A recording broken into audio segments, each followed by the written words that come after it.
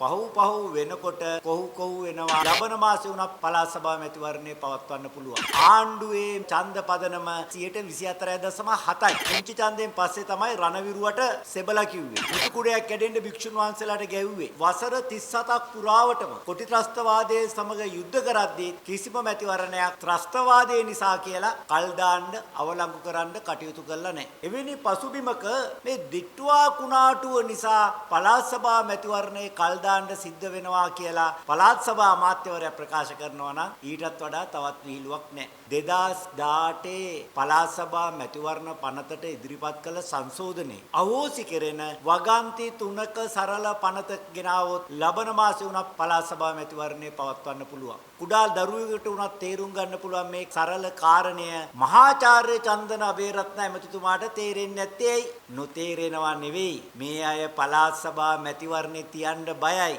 ආණ්ඩුව ජනතාවගේ දේශපාලන මතය පිළිබඳ රාශිගත සමීක්ෂණයක් කරලා ඒ සමීක්ෂණ වාර්තාවට අනුව ආණ්ඩුවේ මේ වන විට ඡන්ද පදනම හරියටම කිව්වොත් 124.7යි. ඔන්න ඕක නිසා තමයි ආණ්ඩුව පළාත් සභා මැතිවරණය කල් දාන්න කටයුතු කරන්නේ. පළාත් සභා මැතිවරණය දැන් පැවැත්වුවොත් තිත්ත ඇත්ත තමයි ආණ්ඩුවට කිසිම පළාත් සභාවක් ජයග්‍රහණය කරන්න හැකියාව ලැබෙන්නේ නැහැ. 2025 මැයි මාසයේ පුංචි ඡන්දයෙන් පස්සේ තමයි රණවිරුවට සෙබලා කිව්වේ. මුතු කුඩයක් කැඩෙන්න භික්ෂුන් වහන්සේලාට ගැව්වේ. උතුරු පළාතට බෞද්ධයන් එන්නේ වෛරය පතුරවන්න කිව්වේ. මාලිමාවේ නායකයන්ගේ වත්කම් හෙළි වුණේ. ගල්ලඟුරු වංචාව, ලුණු වංචාව වගේ වංචාවන් හෙළිදරව් වුණේ. ආණ්ඩුවේ වරදින් දිට්ටුවා කුණාටුවෙන් රටට මහා විනාශයක් සිද්ධ වුණේ. ඒ නිසා මේ වන විට ආණ්ඩුවේ ඡන්ද පදනම 125ට බහැලායි කියන එක තේරුම් ගන්න පුළුවන් කාරණයක්. අපිට තේරුම් ගන්න බැරි කාරණේ තමයි මෙච්චර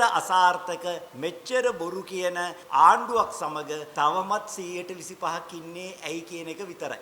මේ මම කියන වාර්තාව බොරුවක් නම් ඉදිරි මාසයේ පළාත් සභා මැතිවරණය ප්‍රකාශයටපත් කරන්නයි කියලා අපි ආණ්ඩුවට අභියෝගයක් කරනවා. පැරණි සිංහල කියමනක් තිබෙනවා පහු වෙනකොට කොහු වෙනවා කියලා. ඒ නිසා 2025 පළාත් සභා මැතිවරණය පැවැත්වුවා නම් මාලිමාවට පළාත් සභා දෙකක් දිනා ගන්න හැකියාව තිබුණා. දැන් වෙනකොට එකක්වත් දිනා ගන්න බෑ. හැබැයි ඡන්ද 125ක් තියෙනවා. තවත් අවුරුද්දක් කල්මරමින් හිටියොත් සිද්ධ වෙන්නේ ඔය 125ත් 103ට ආපහු ඇදගෙන වැටෙන එක විතරමයි. සමස්ත ලෝක ඉතිහාසයේ දැවැන්තම ඡන්ද පදනම් කඩා වැටීමේ ලෝක වාර්තාවට හිමිකම් කියන්නේ මාලිමාවම තමයි.